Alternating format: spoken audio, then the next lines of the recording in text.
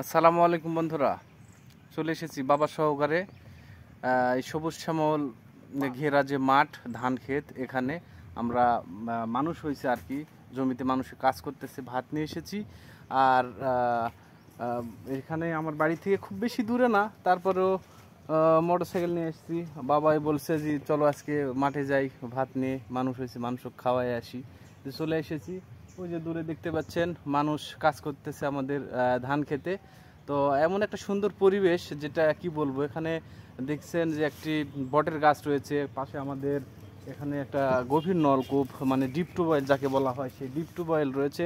এই deep tubewell আমার বাবা একা একা 4-5 বছর উনি পরিচালনা করেছে।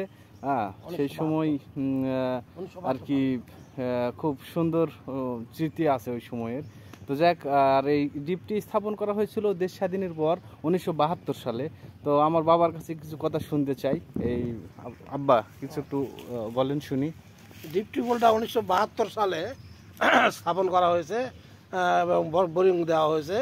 এখন পর্যন্ত আমাদের ভাগ্য এত ভালো যে নষ্ট হয় নাই কোনো দিন। আর এই ডিপ টিউবওয়েল থেকে দেশ বাঁচতেছে, ফসল হতেছে, হাজার হাজার মন, লাখ লাখ মন ধান এখান থেকে উৎপন্ন হয়েছে। তো আমরা খাদ্যের দিকে দেশ এগিয়ে